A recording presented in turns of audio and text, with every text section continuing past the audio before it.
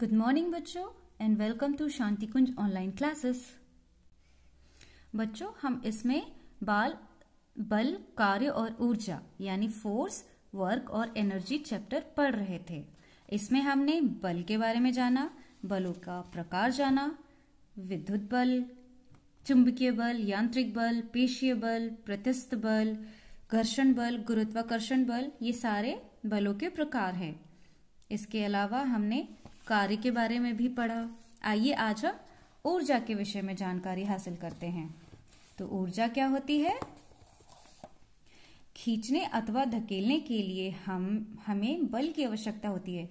किसी भी चीज को खींचना हो या धकेलना हो तो हमें बल की जरूरत होती है, यानी फोर्स लगाना पड़ता है। बल का प्रयोग करने के लिए हमें शक्ति की आवश्यकता होती है, और जहां फोर्स लगना है वहां पर आपके पास ताकत भी होनी चाहिए। जब बल का प्रयोग कुछ दूरी तक होता है तो वह कार्य कहलाता है, और हम किसी भी काम को फोर्स के साथ कुछ भी कर रहे हो तो उसको हम कार्य कहते हैं, यानी वर्क। अतः किसी कार्य को करने के लिए शक्ति की आवश्यकता होती है, और इसी शक्ति को हम ऊर्जा कहते हैं। ऊर्जा के प्रकार। ऊर्जा कितनी तरह की होती है?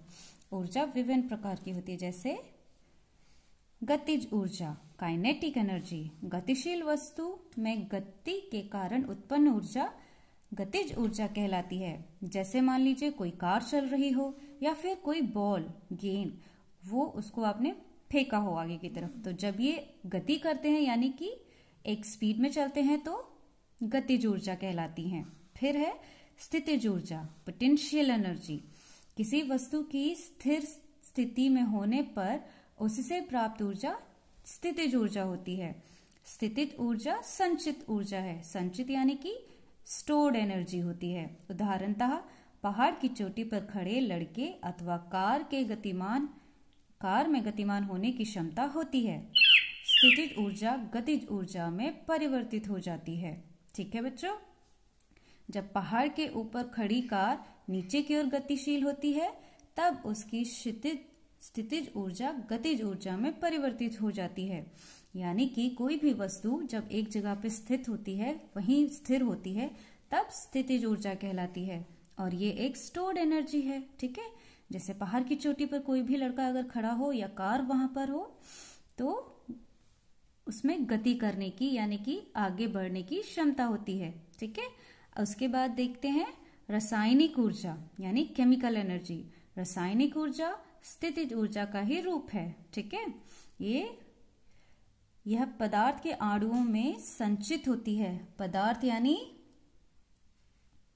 सब्सटेंस, अणु यानी कि मॉलिक्यूल्स। ठीक है, संचित होना यानी स्टोर होती है, तो ये पदार्थ के अणुओं में स्टोर्ड होती है। रासायनिक ऊर्जा वह संचित ऊर्जा है जो पदार्थों के अणुओं के एक दूसरे से अभिक्रिया करने पर बाहर की ओर उत्सर्जित होती है।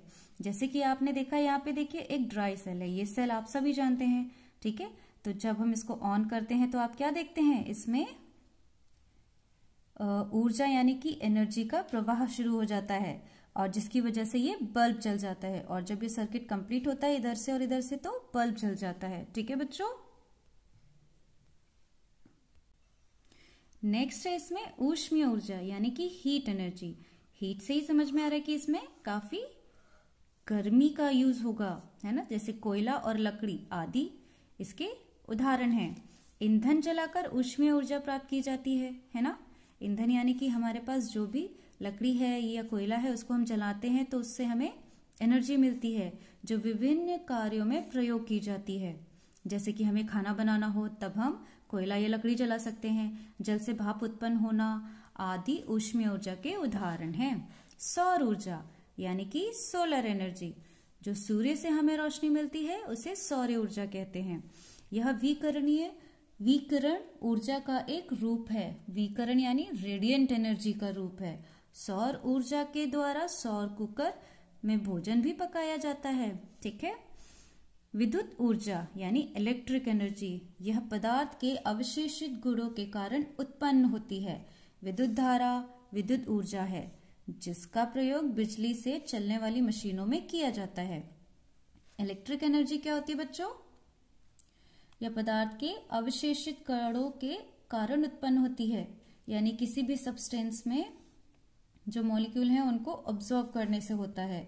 विद्युत धारा यानी कि विद्युत ऊर्जा है, ठीक है। विद्युत धारा यानी कि जो इलेक्ट्रिक करंट होता है वो एक तरह की एनर्जी है जो कई तरह की मशीनों में बिजली बनाने प्रयोग में आती है। विद्युत धारा भी गतिज ऊर्जा का एक रूप है जब यह विद्युत परिपथ में गतिशील होती है, ठीक है।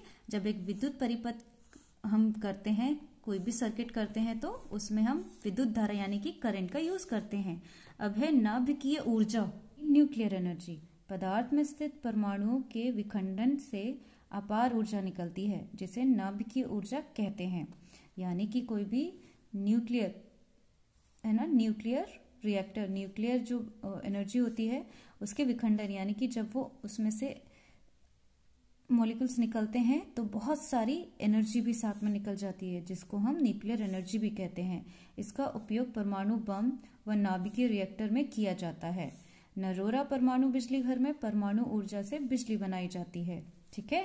सभी प्रकार के ऊर्जा एक रूप से दूसरे रूप में परिवर्तित हो जाती है, लेकिन ये ऊर्जा कभी भी रुकती नहीं है, ये केवल अपना रूप बदल देती है। जैसे कि उदाहरण के लिए जब हम माचिस की तिल्ली जलाते हैं तब हम इसे माचिस की खुरदरी सतह पर रगड़ते हैं, ठीक है। यह यांत्रिक ऊर्जा गतिज ऊर्जा में परिवर्तित हो जाती है। यांत्रिक ऊर्जा यानी मैकेनिकल एनर्जी, ठीक है। यांत्रिक ऊर्जा यानी मैकेनिकल एनर्जी गतिज ऊर्जा में परिवर्तित हो जाती है यानी कि काइनेटिक एनर्जी में बदल जाती है। यह गतिज ऊर्जा पुनः रासायनिक, ऊष्मीय या प्रकाशीय ऊर्जा में परिवर्तित हो जाती है, ठीक है। यानी कि ये अपना रूप बदल लेती हैं, लेकिन ये एनर्जी कभी भी खत्म नहीं होती। तो बच्चों, हम आज इतना ही करेंगे। आपका बहुत बहुत धन्यवाद सुनने के लिए। अगर कहीं बात समझ ना आए तो मुझे जरूर बताइएगा, ठीक है। तब तक आप अपना ध्यान रखें और सुरक्षित रहें, माता पिता की बात मानें